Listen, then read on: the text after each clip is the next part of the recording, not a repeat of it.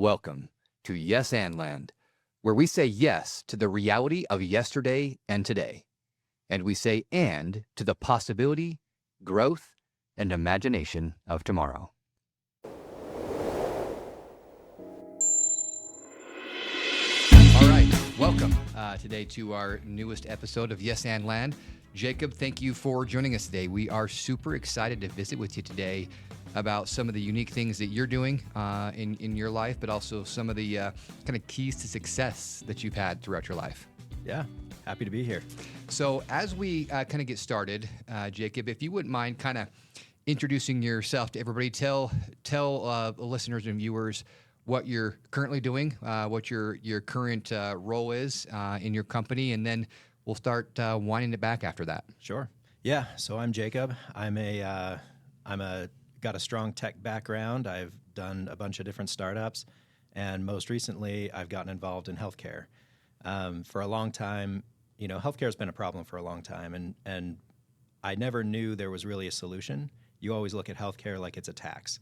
You just have to pay for healthcare for your employees, and it's a benefit to be competitive in recruiting and retention. And then I came across this company, WellTrio. The founder started this company about 10 years ago.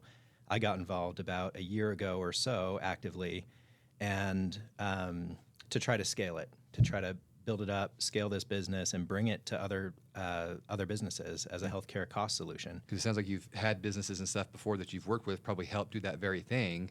So what a natural thing for you to be able to do that with this company that needed that. Yeah, it's absolutely amazing. So I'm having a lot of fun doing that. So I've got this tech background, and right now I'm running the company. I'm the CEO. Good. And just loving it. And my day is just a wild mix of, sales calls, which as a tech person, that's a little unique. There's a steep learning curve for me. No question. But I'm enjoying it. Good. I don't know if I'm good at it yet, but yeah, having fun with it. Good. Well, we're going to dive into more of those details for sure. I want to hear more about your journey to get there.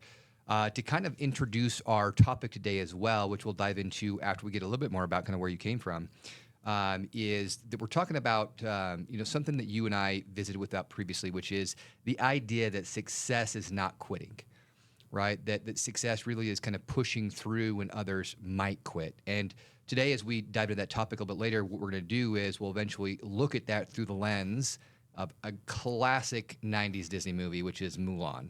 Yeah. So super excited to talk about that, because when you think about Mulan, I mean, there's going to be so many perfect examples of this very thing of not quitting. So once we get to that point, excited to kind of have that conversation with you. So let's talk about kind of where you came from. So we're going to roll it like all the way back. Okay. So like, where did Jacob grow up? What was life like as a young lad? Okay. Wow. So I was born in New York, Buffalo. Okay. Does that mean you're a Bills fan? I am a Bills fan. Mafia fan? I'm genetically a Bills fan. You have yes. to be. I haven't. My whole family, love the Bills Mafia. It's actually really crazy being in the Buffalo airport when there's a Bills game on, because they're announcing scores over the PA system. They're, different restaurants are saying, on the next Bills touchdown, everybody gets a free drink, and this kind of thing. Man. It's a wild experience. So. Well, I mean, that's already telling me something about this topic in you, because one of the things that I don't know Bills Mafia well, but what I know is diehard fans, and they'll do anything when you've got a fan base that will show up early to a game to shovel the snow themselves so they can sit down. You're like, that's a fan base that'll do anything. They'll push through any challenge because they are passionate about their team. So that already tells us a lot about you, okay? It's not going to fully define you, but it helps us understand a little bit more. So you grow up or at least you're there in Buffalo early on. Yeah, I was born there. My dad was in the Navy when I was young, so we ended up moving around a lot. And when I can't remember, maybe 6, we settled in Pennsylvania. I want to say we settled in Pottstown, Pennsylvania. Pottstown, okay. Pottstown. And so I mostly grew up in Pennsylvania. We moved around a little bit. I spent most of my childhood just outside of Philadelphia in a little town called Temple, Pennsylvania, which is adjacent to Reading, Pennsylvania, which is 45 minutes or an hour outside of Philadelphia. Reading, Pennsylvania, interestingly enough, is if you play the game Monopoly, the Reading Railroad, which everybody pronounces Reading Railroad, it's Reading, and it's for that. No kidding. City. Yeah. So next time I play, I'm going to know. I always assumed it was Reading. Yeah, no, it's Reading. And, well, there's enough places in Utah that are pronounced not like they're spelled. For so, sure. Hurricane. Yeah. It looks like hurricane. Yeah. Tooele, when everybody else thinks it's Thule. Yeah. I'm with you. Yep. And so that came from Pennsylvania had a huge steel industry, back in the early 1900s. And so that's kind of where that grew out of. So spent my childhood growing up there. Graduated a little bit early. I was actually homeschooled. So I graduated from homeschool, which was a pretty unique experience. I did go to a small private school for a couple of years, 10th and 11th grade.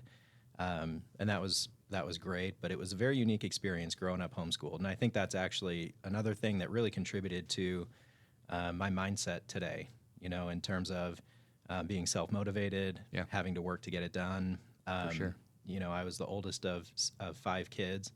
And so mom, stayed at home and taught us and wasn't able to always watch us as closely as a teacher might. So you have the opportunity to get away with a lot. And we did, but we also had to get our work done. And so you kind of learn this balance of staying focused, getting done what you need to do, and then at the same time, what's the right way to say this? Figuring out where the boundaries are at, figuring out where the lines are, how much you can push, how much you can get away with. Yeah, I mean, you're probably having to in those moments. You're having a lot of autonomy for how things work, which when you move into a professional career, and especially as an entrepreneur, the ability to know exactly what you need to do with that autonomy and not have to be told or dictated everything you need to do has probably paid some dividends for you.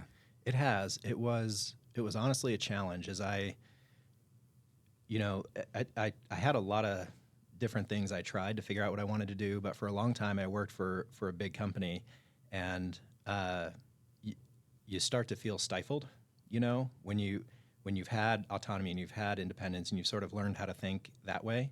Then when you go work for a big corporation, it's really, really difficult to fit in their lines. And I at the time didn't even understand how I didn't fit. I thought I was doing a good job. I thought I was doing the right things, but you just kind of keep getting stopped. You don't know why. And I really think it's that sort of independent, self-motivated, outside-the-box thinker a little bit that puts you in that spot. Sure. And so I actually use that as an encouragement to people who feel blocked, when they're in a corporate job or they're at work or something in their life. It's not that, you're not necessarily the problem. You're not necessarily the problem. You just might be in the wrong seat on the bus, or you might be on the wrong bus. And so I think people need to figure out what bus they need to be on and what bus is right for them in order to feel satisfied and feel like they're getting ahead and feel like they're doing the right things. Well, it's interesting. I want to come back to that too once we jump a little bit more into the topic, because it's one of those almost a seeming paradox that we're encountered with, which is that we need to be able to push through and have the grit to not quit, but knowing when the time is to actually quit, right? Having the emotional intelligence, knowing ourselves well enough to say, okay, actually, I'm not on the right bus. So yeah, I could continue to not quit on this bus, but this is the wrong bus, or this is the wrong seat. I need to shift. And so we'll definitely dive into that a little bit more. Yeah. So you learn some of these traits. You end up graduating from this kind of unique homeschool experience. Where do you go after that? What happens then? Yeah. So, to jump into the homeschool a little bit, we were, 20-some years ago, 25 years ago. When was that? When did you graduate? I graduated in 2000.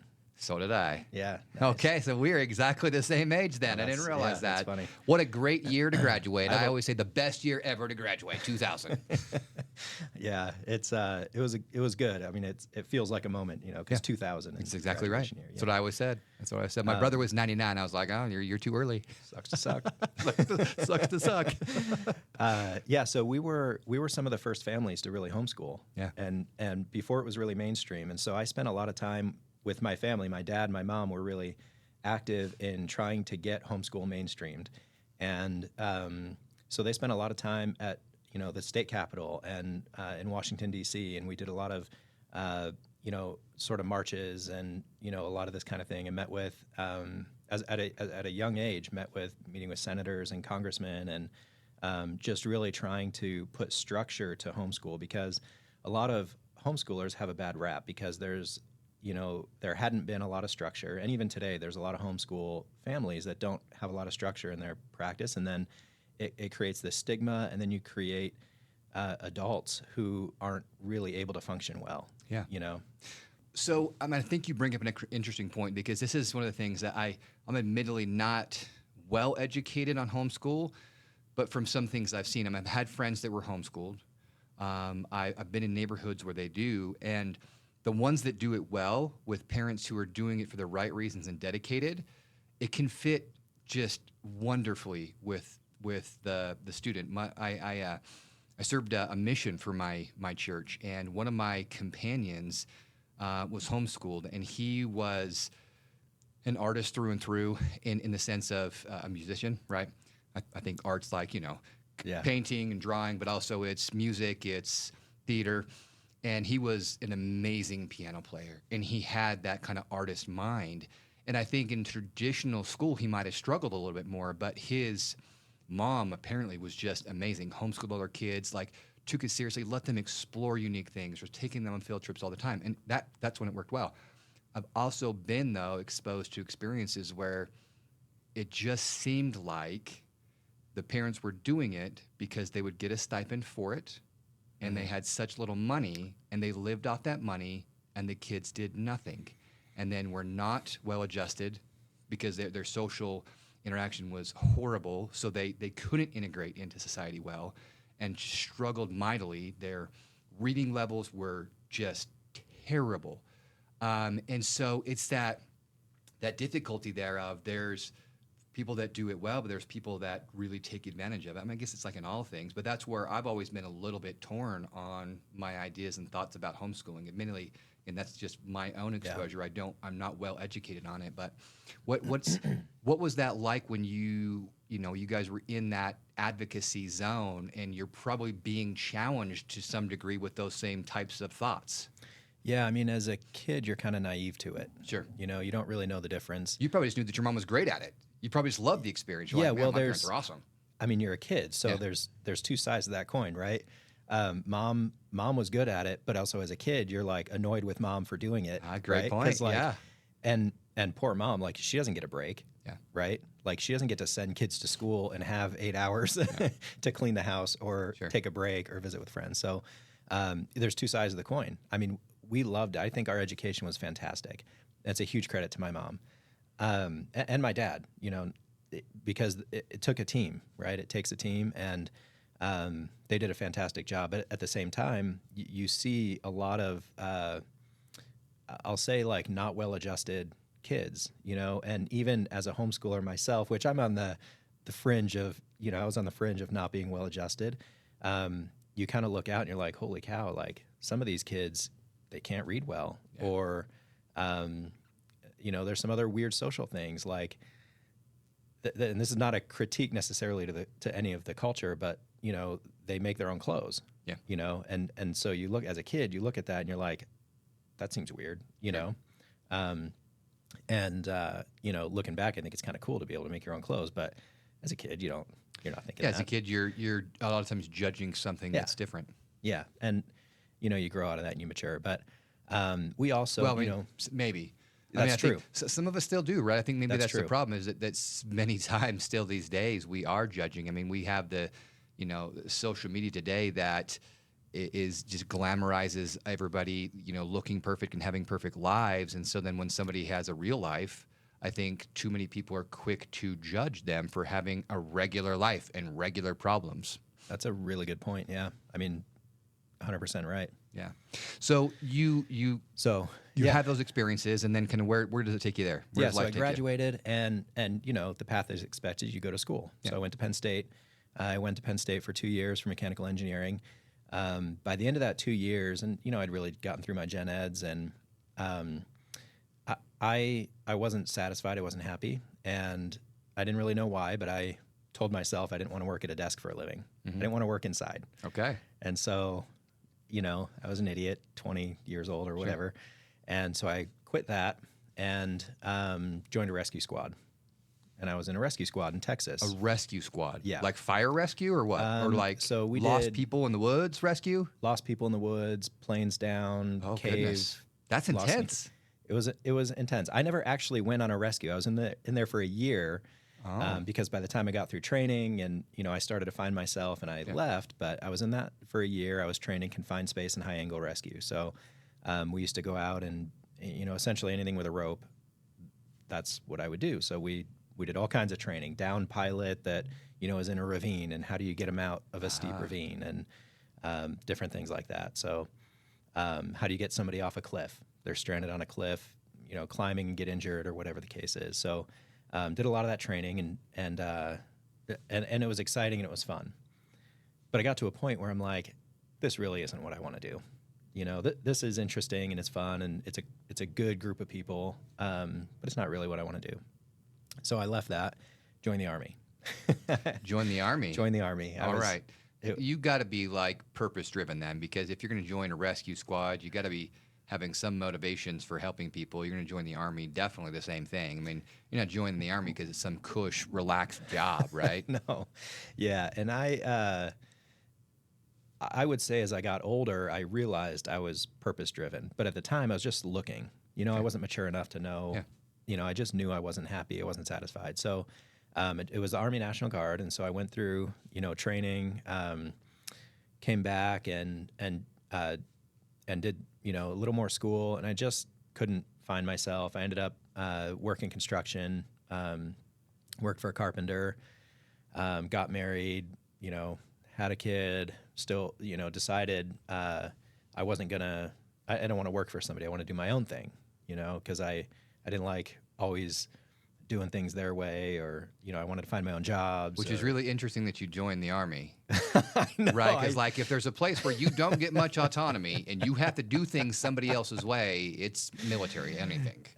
Yeah, I mean, I was an idiot. I told you that. But you probably learned some things about yourself, right? That probably helped you understand that even more. Like, okay, I can do it, but like that's not what I want. Yeah. That's not what I like. Yeah. So I get. I'm doing the construction thing, drop out of school, start my own business. I'm doing carpentry, got into flipping houses. I'm married and have a kid now. Okay, so what year is this? You're flipping houses. Was this the pre-bust boom of flipping houses where everybody was doing it and every show on HGTV was flipping houses? I couldn't afford TV. I didn't really watch much TV. Okay. But this was probably 2002, if I remember right. Okay. Yeah, you're in that zone. I probably had the date wrong. It was on the upswing, right? You got the early 2000s and the mid 2000s. Like flipping houses became the thing. Like everyone wanted to do it. It was highly popularized because the home prices were just skyrocketing. Everybody thought they could flip because people were making money, even maybe if they weren't doing the right principles to flip a house, because house prices were just going insane. Yeah. So like, oh yeah, make a buck because suddenly this house is worth more. When they did it really make a difference that they updated it? Maybe, maybe not. Maybe it was just the timing, but there was a huge craze at that point in time. Yeah, I mean, the biggest project I did, we bought for $80,000. Took me, I can't remember, 4 months or something, and sold it for $160,000. Did you do all the work? Almost all the work. Goodness. Yeah, almost all the work. And I mean, honestly, that's a good way to do it, because then it's your sweat equity that's doing it rather than having to pay somebody else and find the balance of a person who's going to do it for the right price and timing. Yeah. Because you want to get it done relatively quickly because your carrying costs can be really high. Yeah. Interesting. And I had a partner that came in on the finance side. Nice. And I did the work. So, but I was 21, 22. I had no idea how to run a business. Sure. I didn't know how to make money at a business. Yeah. You hear some of those numbers and you think, man, at 22 and you made $80,000 in 4 months. No, I didn't, because I didn't know how to run a business. Yeah. I didn't know how to collect money. I didn't know, in the other parts of my construction business, I didn't even know what a lien was. Okay. I mean, I had no idea how to make money at a business. Sure. And if people didn't pay me, I just kept calling them until they paid, or, I didn't know what to do. Yeah. And so, now we get pregnant with our second, and I realize, like, I just can't keep doing this. I'm working 6-7 days a week, 10-12 hours a day, and just I'm spinning my wheels. I'm not getting where I want to go, and I don't even know where I want to go, but it's not here, And so talked to my my wife, and the pregnancies were difficult. We spent a lot of time in and out of the emergency room. There was a lot of difficulty with the pregnancies. I mean, at one point we were told you've got 5% of I can't remember the terminology. It was a tear and something. 5% left until you have to decide mom or baby, and so it was like scary. Oh my! For 22, yeah, and trying to figure out life, trying to make ends meet. It's a struggle, and we've got this toddler at home. And where were you living at this point in time? We were in Reading, Pennsylvania. Okay, so you're still in Reading. Okay. Still in Reading. And so at that time, my mom and dad moved to Utah right about that time because my dad took a job in Lehigh as an engineer on the IAM Flash building. Oh, okay. So he was he was a contractor on the team that did that build out. And so I talked to my wife and I said, hey, we got to change something. Yeah. So how about if I talk to my parents and maybe we can move to Utah and live in their basement and we can start over, figure out what we're going to do. And so we did. We moved to Utah. They bought, or at first they rented, but then they found a house that was big enough for us to be in the basement. And we lived there. My daughter was born, and very shortly after that, my wife and I separated. We ended up in a divorce, which it sucks, and it sucks mostly for the kids. Yeah, it really. I mean, that's what I do all day, every day, and what I always say is like nobody gets married wanting to get divorced. It's always something that is a bit of a disappointment that happens, and it is hard on kids. What was that like emotionally for you at that time? Oh man. I have a pretty stable personality. Yeah.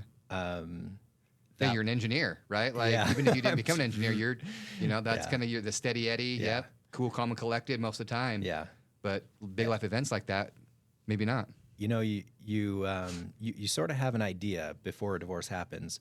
What would I do if? Yeah. And as guys, you have big ideas, right? Mm-hmm. Well, if she cheats on me, I'm going to go kill him, or whatever. Yeah. I'm gonna do something violent. You kind of have this, you build up in your mind, and it's all that's in your teens, right? Yeah. You're thinking ahead. It's those animalistic instincts, right, that are ingrained in us, but that as we mature, we learn those aren't the ones to follow. Right. And then it happens. Yeah. And you're like, I can't do that. I'm first of all, you sort of realize you're not that guy. Sure. You're not that. You're not just going to go out and do violence because you can, or you have an excuse or something, but at the same time, you've got kids, you've got a life, you've got other things happening. And so that, it's interesting because when you're young, some of those ideas are in your head, and then it happens and none of those ideas are really in your head. You're thinking, how do I take care of myself? How do I take care of the kids? How do I put this marriage back together? How do I fix this? You're not thinking any of that stuff. But it was emotionally pretty difficult, right? As you would expect. It is for anyone.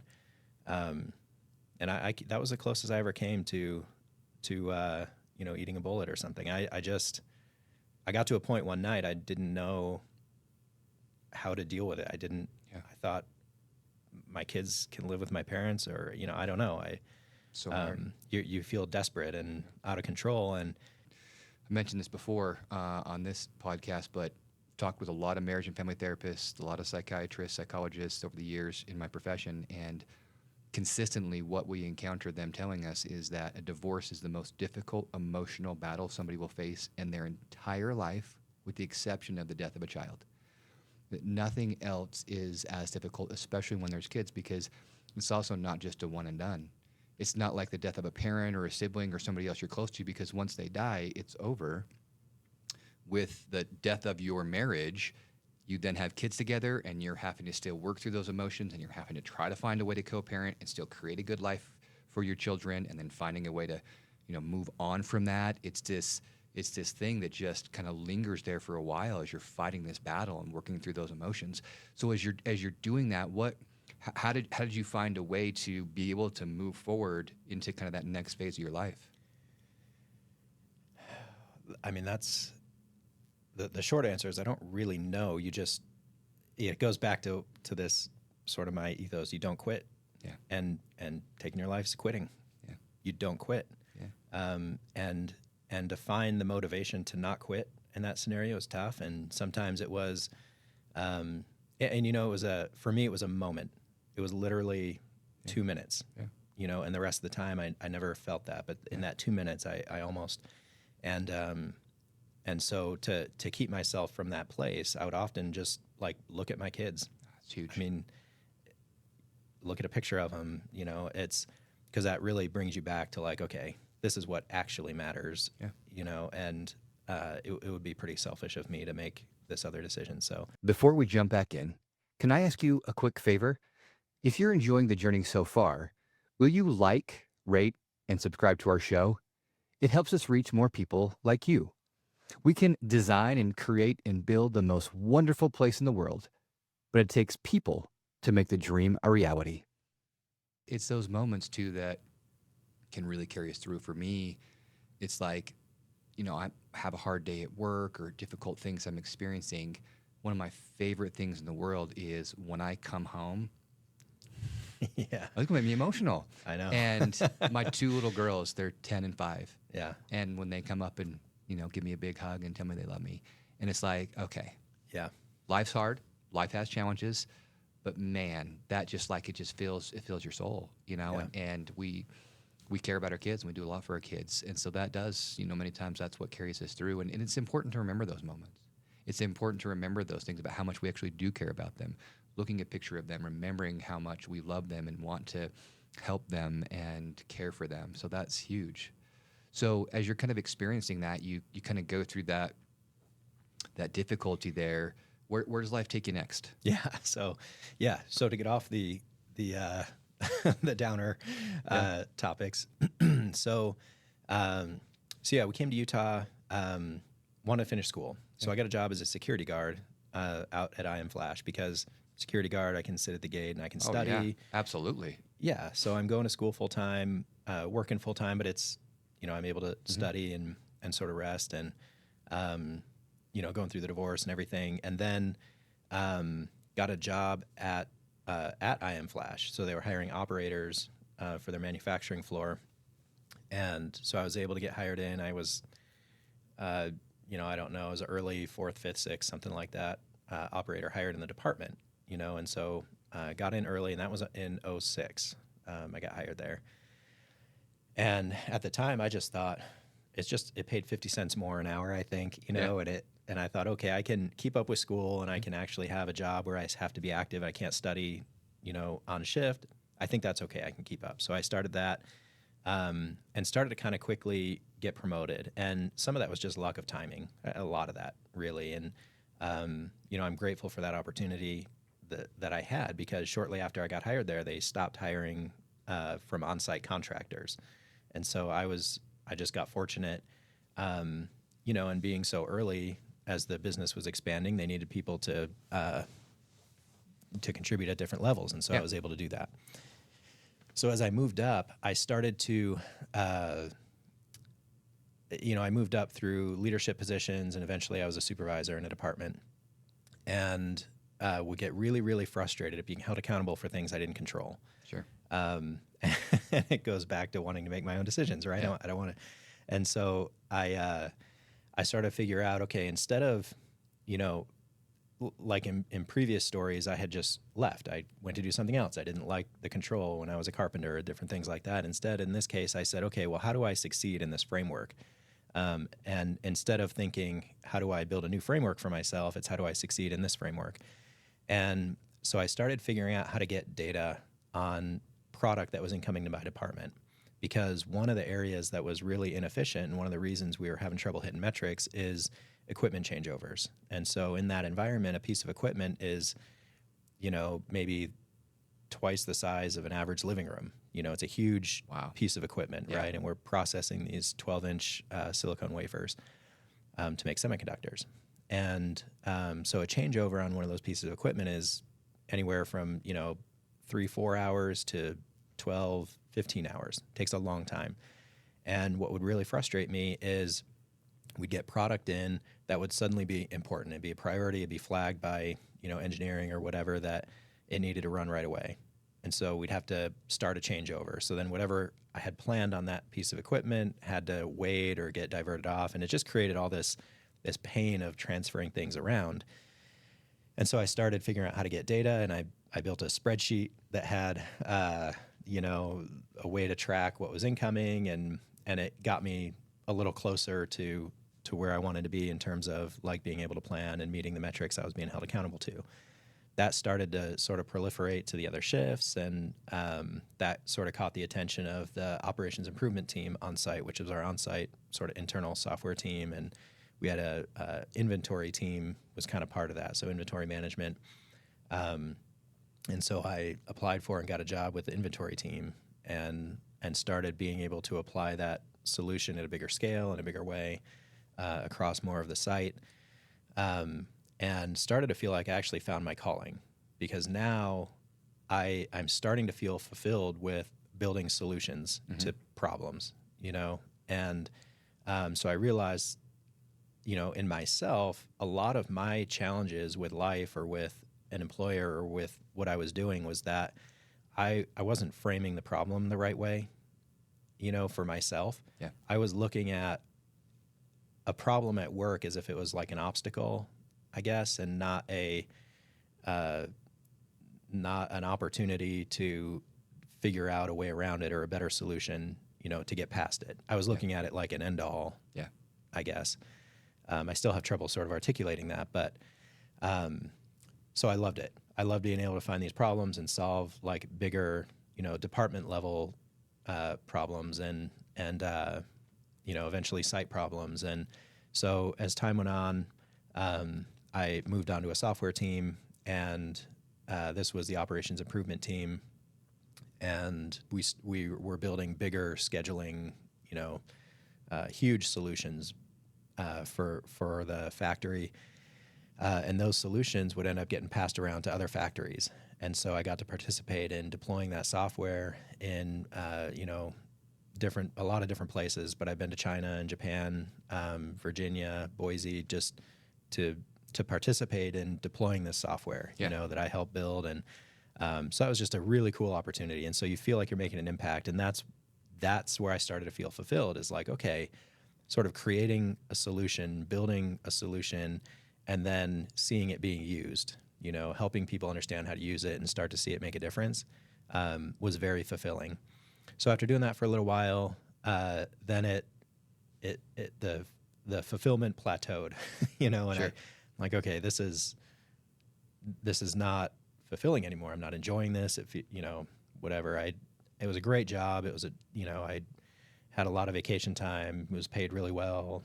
It was very comfortable, but I wasn't happy. And so I did a startup. I thought, well, this, of course, this is the Wow. answer. Yeah, that's bold. That's bold. Yeah. And fortunately, my wife supported me. I got remarried many years before that. And my wife supported me, and we made it work. And so I did this startup, and it was wild. I mean, it was. What was the startup? So we did workflow automation. So right now, that's a very common thing. Yeah. Anywhere you go, there's workflow automation, like Zapier, you've probably heard of, those kinds of tools. So we built a software that was like a Zapier and like a form builder sort of combined. So you didn't have to be technical to use it. You could just drag and drop the things you wanted to do. You didn't feel like you had to write code or had to get into the weeds as much as you kind of do with Zapier. I think it's intimidating for non-technical people. And so we built this great solution. We loved it. We had 100 users. I can't remember how long until we had 100 users, about a year maybe, which is a pretty crazy achievement. There were 2 people on the team for a long time, and then there were 3. So to build this product, this pretty in-depth product in less than a year and have 100 users was pretty awesome. That ended up just crashing and burning. We had an investor problem, and the whole thing just blew up. Ended with multiple lawsuits.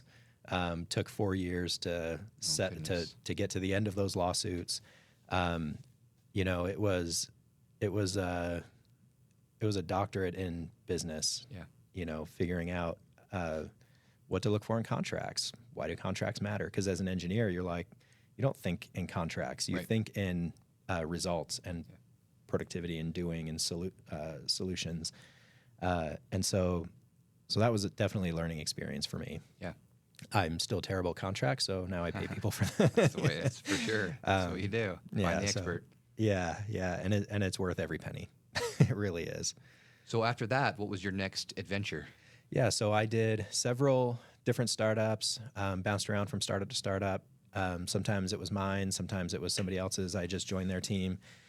The most recent one I'm coming off of, we scaled from, and I consulted early on.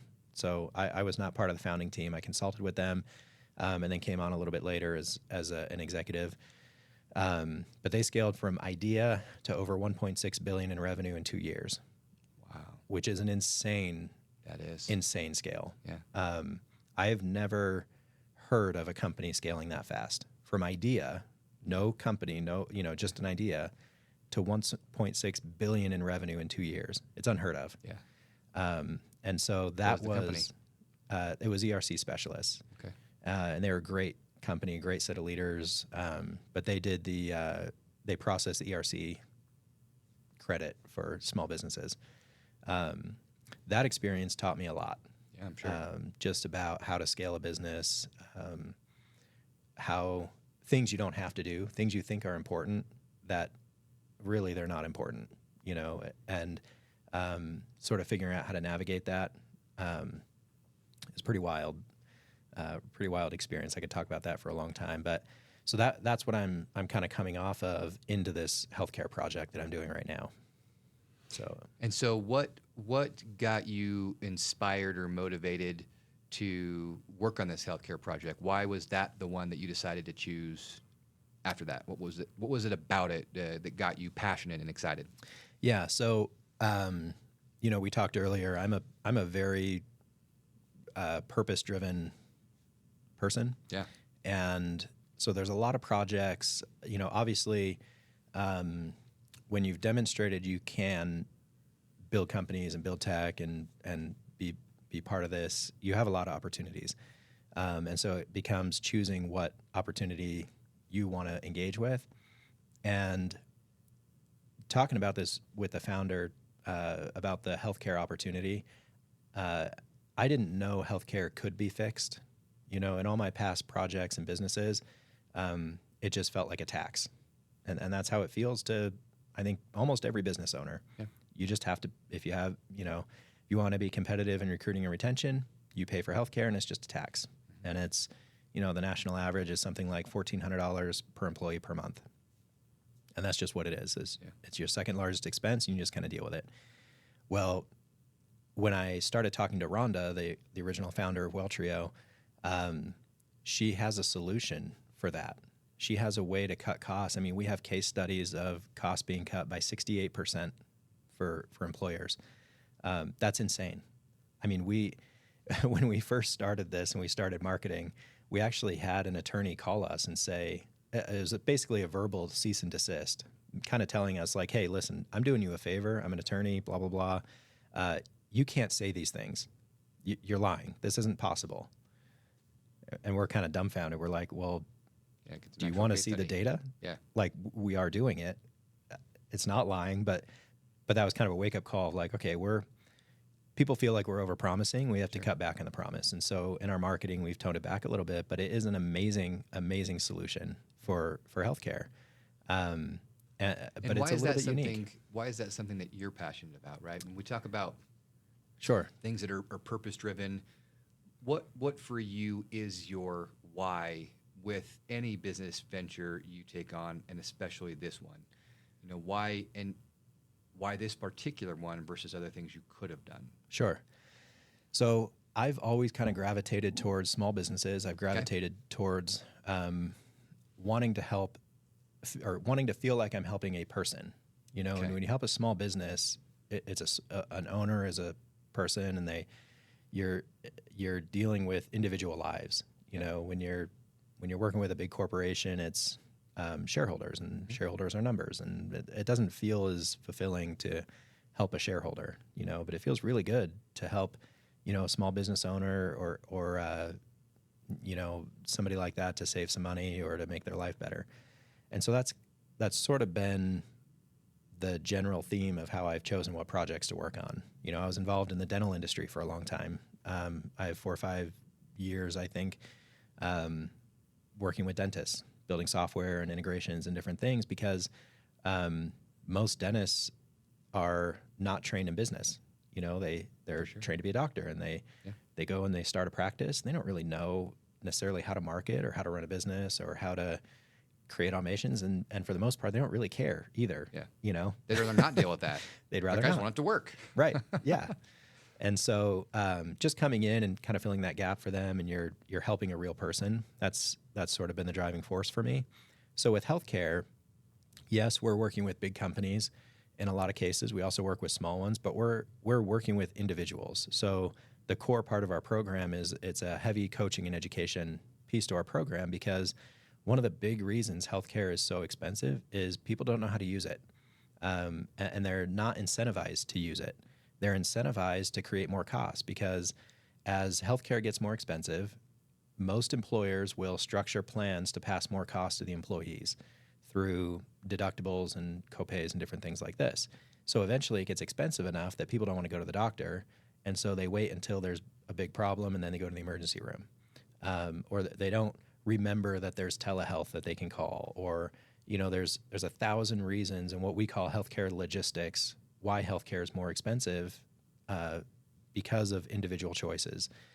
And so we have a heavy coaching focused program that's designed to build trust with employees. So we build a lot of trust with employees so that we're the first call when something happens.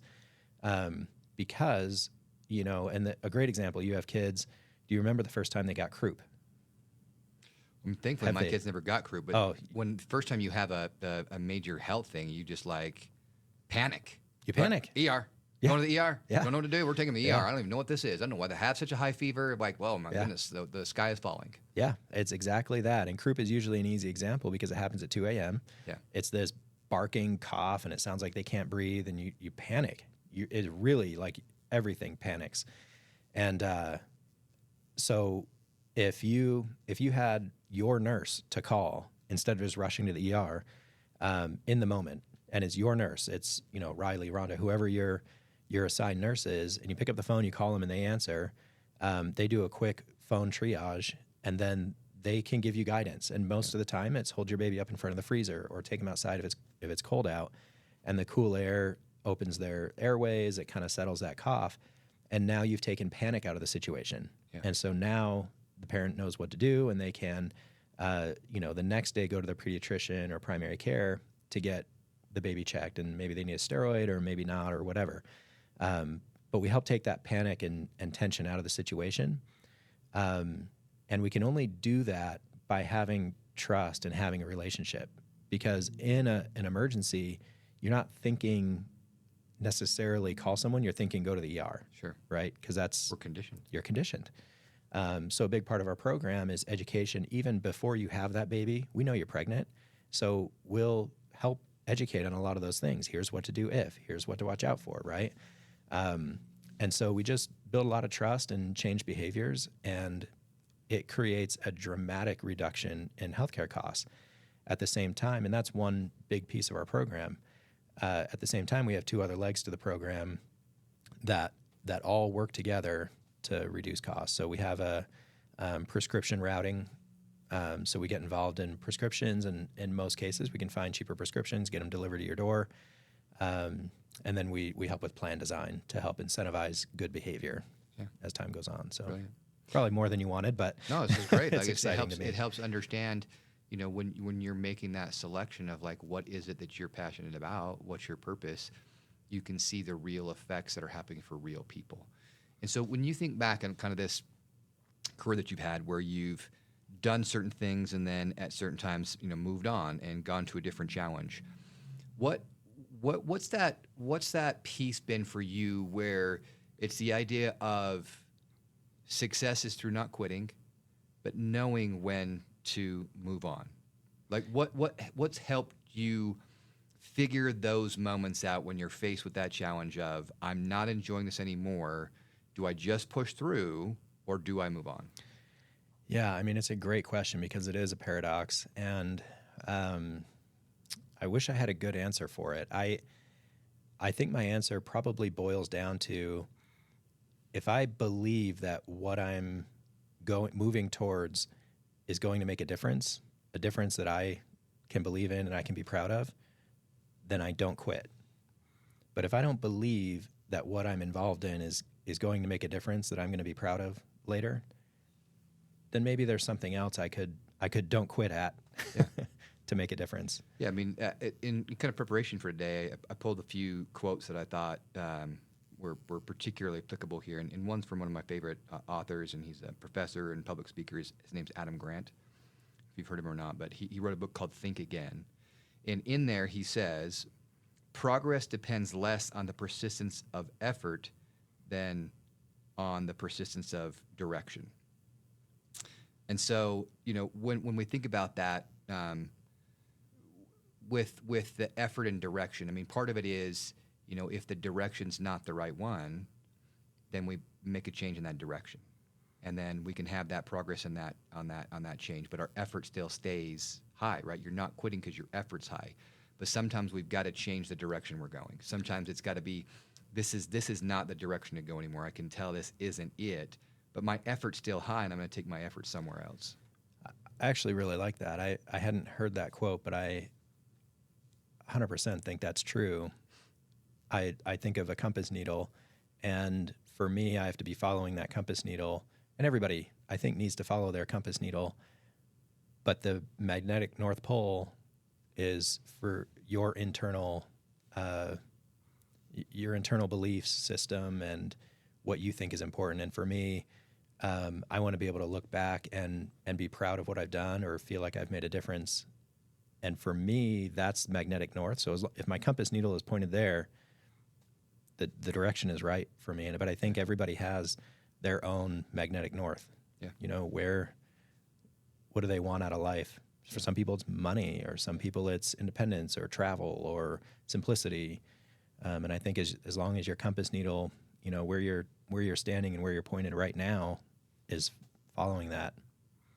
I think it's a good point. I think when we think about what that compass direction is, if we think about it independent of the job we have or the business we're in, but think about it more in what is our purpose, what are our values, and we're staying consistent with the direction of that purpose and values, then we can stay consistent in that.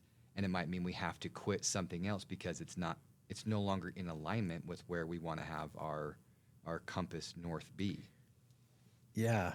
That reminded me of something my dad always told me when, growing up. He said, he always said, stress is the result of your values and your actions not aligning.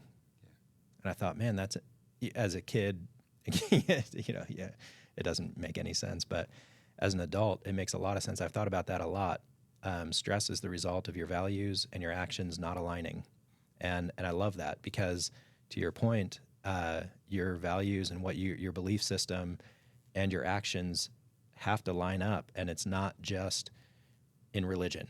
It's not just in sort of the deep things that people often talk about, your value system, right? Religion is kind of the core of that. But it's everyday life. It's where you pointed. What are the things you're saying? It's every little action. Is it all lined up to your value system? If it's not, there's an internal stress that happens. Yeah. I've heard it phrased that your character is revealed through the alignment of your values and your behavior. So when your values and your behavior line up, that reveals your character. What is your true character? If you have your values in alignment with your behavior, then your true character comes out. Yeah.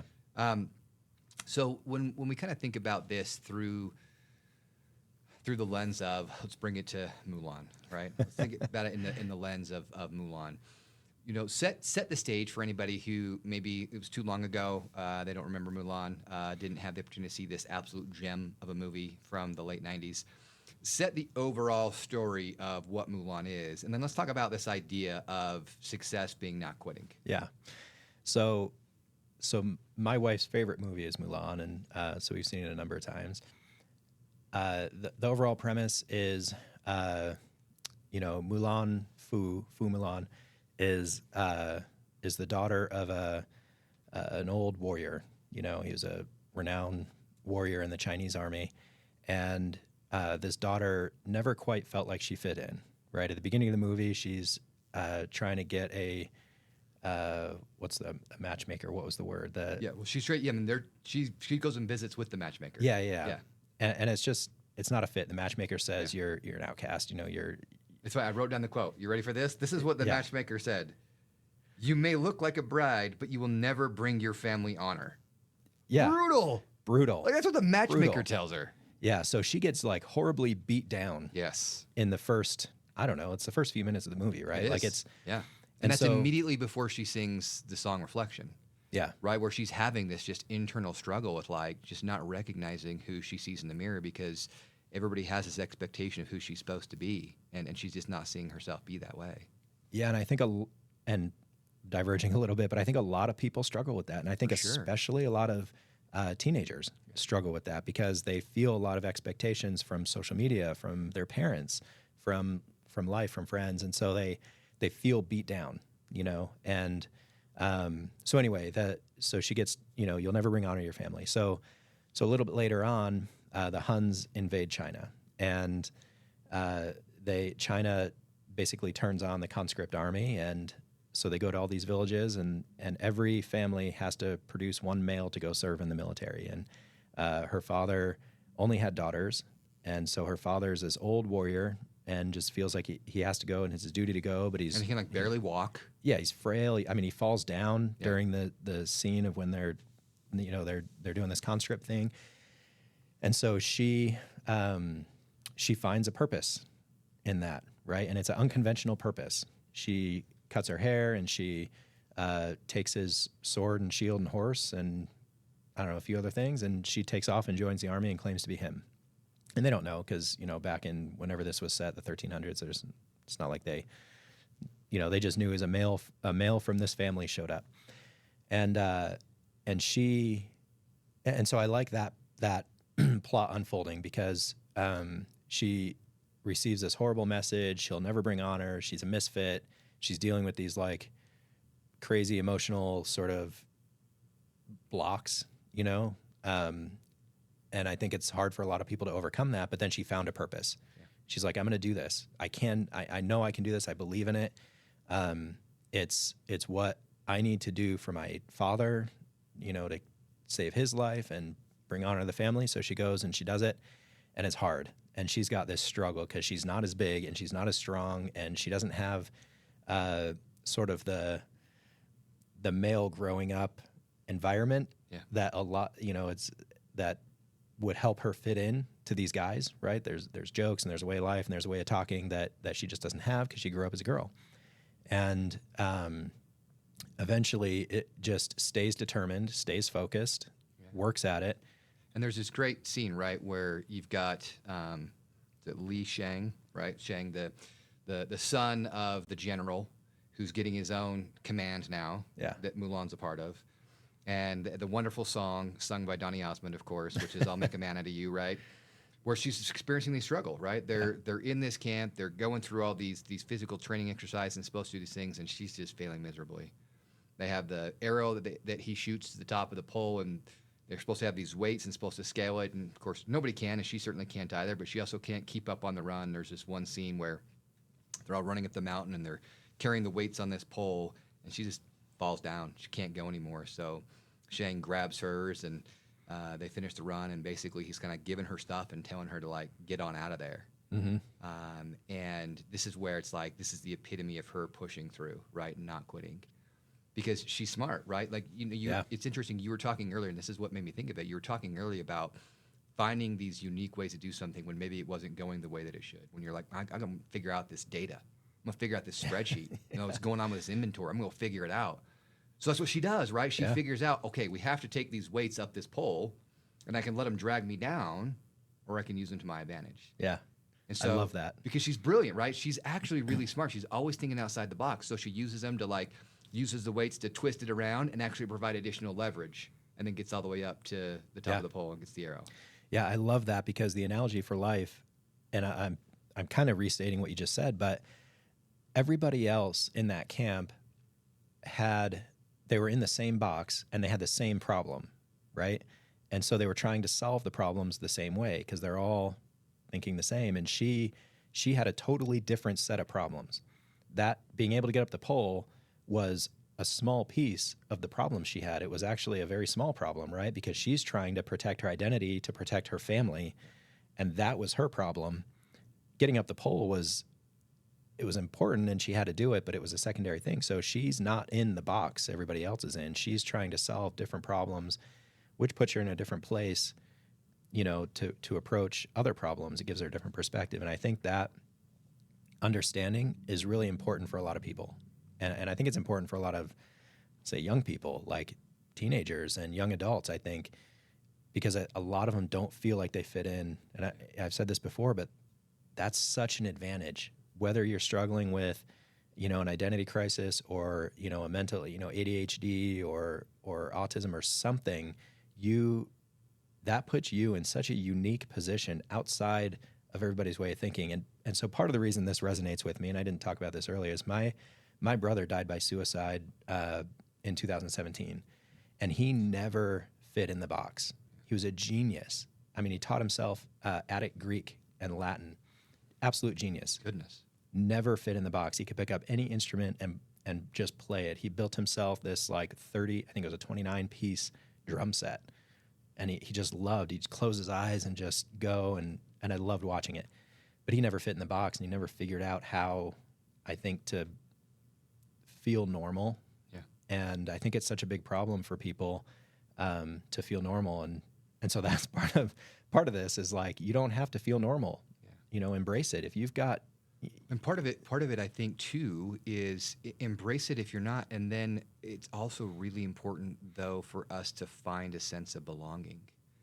Yeah. Because if you're just always living a life of being different in isolation, it's really hard. We all have, one of the core human needs we have is to have a sense of belonging. Yeah. To love and to be loved. And, I think... for people who end up in that situation, it's hard because they oftentimes just haven't found that sense of belonging. And it's something that we should all understand and realize is something important that we need to work towards. I mean, again, to go back to the movie, right, she's kind of the outcast before that, too. All the other soldiers don't like her because she had, she was trying to fit in, so she's doing some, silly stuff and punching people and knocking everybody over. And so they're all, not liking her. She goes and does this, and suddenly... people start to understand, okay, she's different, but she's actually doing some cool things. And then she starts to get embraced into those folks, right? To the other three kind of core characters, soldiers that are there with her, and starts to earn the trust and then have more of that sense of belonging with that particular unit, which is kind of cool to see.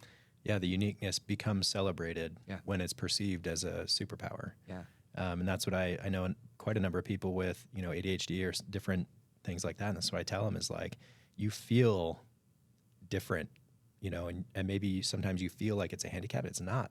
It's a superpower. Some of the people I know that are crazy successful in business, they're successful because of that ADHD superpower. Yeah. But you got to look at it that way. For sure. And you got to figure out how to approach the problem that way. You have to reframe it. Yeah. You have to reframe what those things are. They're not limitations. They're just... avenues or things that can, if you put them to use, can help you accomplish things or do things. And there's also other people like you. Yeah. That, even though we're all unique, at the same time, we're not. Somebody else has the struggles like we do. Somebody else has ADHD. Somebody else has a brilliant mind, but maybe hasn't fit in. There's other people who can resonate with what our struggles and experiences are, where we can find that sense of belonging. And so as we kind of continue in the story, so then... right, they get assigned to go do this march and kind of go through this pass, and it turns out the Huns had destroyed the main army, where Li Shang's father was a part of it, right? So they discover this, and his father has been killed, the entire main army is gone, and now it's just this ragtag bunch of of soldiers that are now supposed to fight against this huge Hun army, right? Yeah. And you kind of remember what happens at that point in time? Yep.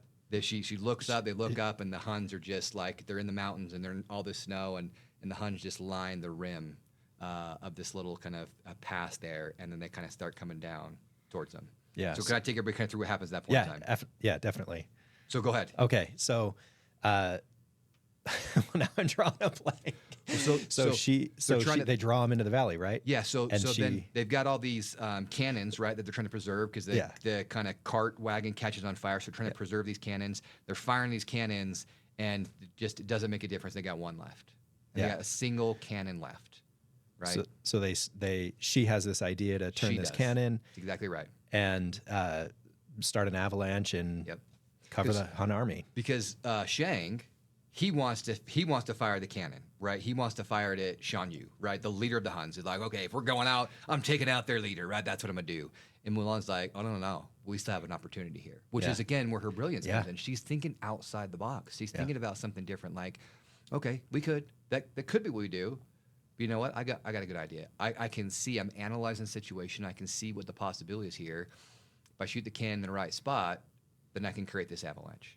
Yeah, which is what she does, and leverage that one shot into something great. And so then it basically wipes out most of the Hun army. Of course, not all of them, because the movie's not over at that point in time, right? Doesn't take out their leader Shan Yu, nor kind of like his 5 or 6 minions. And so, but at that point in time, she had gotten sliced open, and so they find out. That Shang finds out that she's actually a woman, and they're like, "You're out of here." Mm-hmm. And there it comes right back because she doesn't quit. Remember what she does at that point in time? Yep. Where'd she go? Oh my gosh. See, I didn't watch the movie recently, and I was supposed to, but I got busy. Well, it's okay. So my kids watched it with me last night, so I was like, "This is amazing," because my kids wanted to watch it. So at that point in time, she's getting kicked out. She's told to go back home. So they all leave her. Yeah. But then she sees Shan Yu and his minions get out of the snow and start heading towards the city where the emperor's at. And she's just not going to quit. She's not going to. She's like, no, I know that they told me I was supposed to be killed. They spared my life because I saved Shang. But I believe in a higher purpose. I believe in something greater, and I'm not going to quit. So she goes to the city. And ultimately what ends up happening is they kind of the bad guys kidnap the emperor, but she goes and saves the emperor. She becomes the hero. Yeah, and that's what I remember at the end. The emperor invites her to be on his personal guard, and she, refuses that, and sort of becomes the setting for the next movie in the sequel. But and it's interesting. There was a line early on by the emperor that kind of foreshadowed all this, and the emperor said, "A single grain of rice can tip the scale. One man may be the difference between victory and defeat." In this case, one woman. One woman. Yeah. And then once she does, then the emperor's line is, "The flower that blooms in adversity is the most rare and beautiful of all." And that just so perfectly fits with this idea of not quitting, because when you're quitting, it's because you're faced with adversity. Yeah. And when you are going to push through and find success, it's because you faced adversity, right? If you never face adversity, we'd never get better, we'd never grow, we'd never, experience the things we want to in life. But when those trials come and that adversity comes, our ability to persevere through it and not quit, and then go and find success is what helps us become who we want to become, helps us find the happiness that we want to have. And again, just so perfectly captured in kind of what Mulan experiences here. Yeah. Yeah, I think it's a great story about grit. Yeah. So when you think back on like those moments of adversity that you've had, much like Mulan did, and how you pushed through, how did those difficult seasons in life shape and affect you to becoming who you are today? Because I've heard a lot of things that are very difficult, right? I mean, you did have changes of a number of things until you kind of found the stuff that you really liked. You unfortunately had to go through a divorce. Sounds like you also had your brother unfortunately take his life. So you've gone through some adversity. How have those experiences shaped you? There's a number of things. So several of those things you just can't quit. Yeah. Without an extreme action, you can't quit. You can't quit your kids. I couldn't quit the Army. There's a lot of things you can't quit, and so it forces you to keep going, which I think is really good. Yeah. In a lot of cases that you have to learn that. in the other things that you could quit, or the other things that maybe are just are difficult and in the moment seem overwhelming, you know, I have a strong faith, and I'm able to look back on little things that God's worked in my life through, ways that He's come through that in hindsight I couldn't have planned for, and I didn't know it was going to work out that way. But you know, me and my wife, we both look back at those things, and we can build on that. So you see these little things that have been taken care of, and then you look ahead and you see what look like bigger things, and you're like, okay, well, these things got done. You know, maybe there's something that's going to happen with these bigger things, and so you can put your faith in, I think, God, and have that confidence that He's going to take care of the things that are coming. And I'm not very religious, I would say, but I just have this deep faith in God, and I think if you believe, there are lessons you learn, and you learn lessons best through pain, right? The stickiest lessons happen through pain. So it's not, as a previous coworker said, it's not all sunshine and gummy bears, you know, but I do believe that you're moving towards the place where you need to be if your faith is in the right place and your compass needle is pointed in the right direction. So I really think those two things and those lessons and those ideas have just been drilled deeper and deeper with every cycle of difficulty, or, you know, every moment of wanting to quit. Yeah. Every time that happens, that habit gets deeper. Yeah. And so I think that's what builds and brings you through. Yeah, no doubt about it.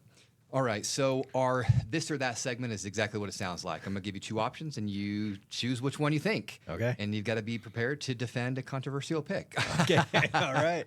No, they'll be pretty straightforward. Okay, this or that, Mushu or the genie from Aladdin? Oh, man. The genie from Aladdin, probably. So great. Robin Williams, so great. I mean, I do love Mushu. Rewatching the movie yesterday, I was like, man, Mushu is so funny. But boy, there's something about Robin Williams as the genie. Yes. It's just always going to be iconic. Yes. Okay, training camp obstacle course or a strategy game? Training camp obstacle course, hands down. I was going to guess, because once you told me Army, I was like, okay, he's going to be obstacle course guy. I like it. Okay, Li Shang, so the main, you know, the main guy in the story, or the soldier trio, which is Yao, Ling, and Zhenpo. Oh, man. Oh, okay, that's weirdly kind of tough. Li Shang, probably. I probably would go there, and mostly because I love the song. I'll make a man out of you. Yeah. But boy, the other three have the song of A Girl We're Fighting For. Yeah. Right? Which is just such a fun classic song. So it was certainly a tough choice there. Okay, Shan Yu, the bad guy, the Hun, or Scar? Shan Yu.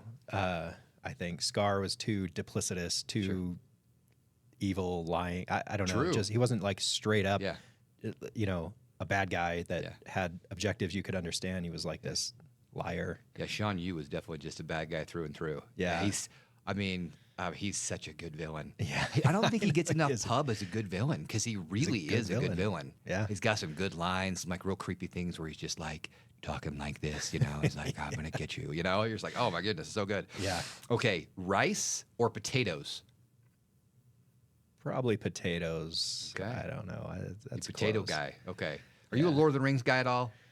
Yeah, I read the books. I mean, Did you see the years movies? and years ago? I saw the movies years ago. We actually just started the series again with my son fun. Sunday night, which is actually why I didn't rewatch Mulan Okay. recently. Hey, 'Cause you know what? we were in You get a Lord of pass the there, because Rings. Lord of the Rings near and dear. I always just remember the line in I believe the very first one with Sean Astin as Samwise Gamgee, where he's talking about potatoes, and he's like, mash them, boil them, stick them in a stew, because he doesn't care. He's just like, all things potatoes. He loves potatoes. Yeah. Okay, last this or that. Sword or staff? Probably staff. It's a lot more flexible. You can do a lot more with it. It can do. sure. Yeah. Yeah, I like it. Okay, now rapid fire. So it's the first thing that come to your mind. It's okay if you don't have to think too deeply about it. Just kind of knee-jerk reaction. Favorite Disney movie? The Greatest Showman. Okay, interesting. Okay, I'm not expecting that big. Great show. I love Greatest Showman. It's terrific. Favorite Disney song? Probably Come Alive from The Greatest Showman. Okay, totally fair. Great song. Favorite Disney princess? I'm not well versed on the Disney princesses, I think. Do you like a Jasmine, a Belle, Ariel? You've got Cinderella, Snow White. Trying to think of who the others might have been. More of Jasmine. Okay, Jasmine. Yeah, great. Yeah, Hey, that was. yeah. I mean, when we were growing up, like Yeah. Jasmine was great. Yeah. I loved Aladdin. Favorite book. You know, I read a lot. It's really hard to identify a great favorite book. About favorite book right now, just one that you've read recently you really liked. I just started this book. My son-in-law gave it to me called Children of. Oh, why am I drawing a blank? It's like the Viking story. Oh, okay, interesting. I can picture it. Children of. Shoot, it may come to me. It's a massive, dense book. We'll have to look it up, and we'll drop it in the show notes. Yeah. We'll drop it in the show notes for everybody. I Last rapid fire, ultimate dinner guest. Who would you choose to have? Anybody dead or alive as your dinner guest? I mean, this is such a canned, stupid answer, but I would love Elon Musk. Like, just to hear him think about my problems. Sure. And I don't know that he'd have good answers, but I'd love to like explore his thought process around the problems I have. Yeah. One of the most interesting biographies I've read was kind of the preeminent biography on Elon Musk. It was a terrific book. Super interesting to learn about him. I mean, he's a weird guy. Yeah. But yeah, the way that his mind works, the way that he solves problems, the way that he's been able to grow the companies he has, pretty insane. Yeah.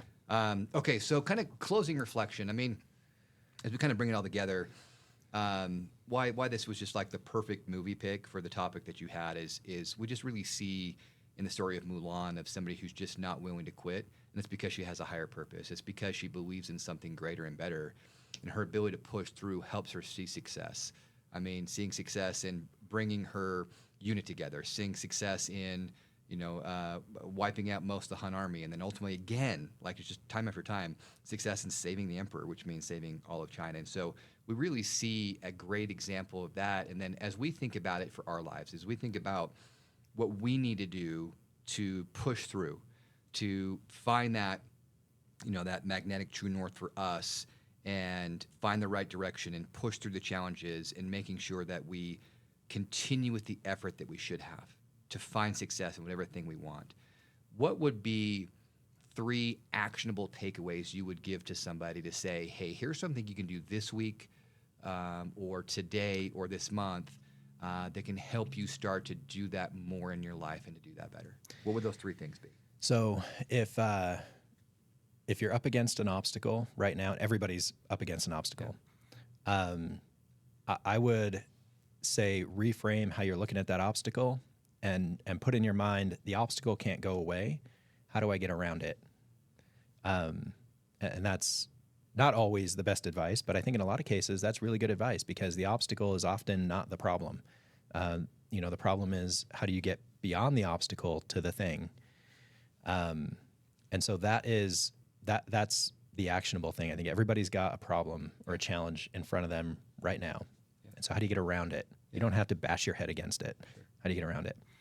The other piece to that, which is sort of the second point, is how do you do it without lying or being lazy? And this is sort of my other core sort of belief is like never lie, never be lazy. I tell my kids this all the time. So how do you do that without lying and without being lazy? So you can't quit. You got to get past this obstacle. How do you do it? And the how, I think, is the key piece is like you don't lie and you don't be lazy. Figure out how to get around it. And then the other way I like to approach things is, and all these are key elements in Mulan, but the idea of no one of us is as smart as all of us, right? So like talk about your problem, talk about your obstacle. I've gotten advice from crazy situations that I never would have thought I'd get a solution from, or people that I didn't think would have a solution, but something they said helped me solve the problem. And so, in Mulan, it's when that last shot in the cannon, they turned it to create the avalanche. And if the commander, Yu Shen, I think, hadn't taken the advice, right, of Mulan, they would have turned out completely differently. And so take advice, look for advice, be open to advice. The problem you're dealing with is not necessarily just unique to you. And somebody, has had a similar experience. And so get some ideas for how they solved it. It's probably not the way you should solve it, but it might give you, something else to explore and get out of that box and think about the problem a little bit differently. I mean, I think that's exactly right. It's interesting is I've learned from other people over the years. One of the things that I have learned is exactly what you said. That person might not actually have the solution that I need exactly, and I might not implement it exactly the way somebody else recommends. Even if I'm like the leader of an organization and somebody else on my team is saying something, I still want the ideas because then it gets me thinking. And it gets me thinking in a different way, where maybe it helps me reframe it. Maybe it gets my juices flowing. Or like, okay, well, maybe it's not that exact way, but what if it might be this thing other way? What if we tweak that? What if we move it around? And that only comes if you're willing to have that collaboration with somebody else and willing to listen. Yeah. Like listen to them, listen to what their perspective is, hear them out on why they're saying that. Now you're able to come up with better solutions. Those are fantastic. I love those takeaways. I like what you just said, the what if, I love when people on my team or my family or whoever around me says, well, what if, I love it. Yeah. What if this, what if that? And sometimes it's a crazy idea and you think, oh, that'll never work. But I love that process of like, what if we did this? What if that? And the kind of idea of what if is also kind of the core of what we have for why this podcast is named what it is. Because when you hear an idea from somebody else, it's yes, and it could be this. Because what sometimes the tendency is, yes, but, and then you're kind of discounting it. No, I don't want to listen to that. So yes, and I can build on that. Yes, and it helps me have other ideas because we're thinking about the possibilities. We're thinking about the what if, and then it helps us to explore additional and new things, new thoughts and new ways of thinking. So I love that. Really appreciate having you on today. Great conversation. Yeah. Loved your perspective on success and not quitting and pushing through difficult times, and a great discussion on Mulan. So appreciate you, brother. Yeah, likewise. It was a great show. Thanks for having me on. Yeah, you bet. As you lead this conversation, remember that yes, the past can hurt, and you can either run from it or you can learn from it. So here's to learning and finding joy in the journey. See you real soon.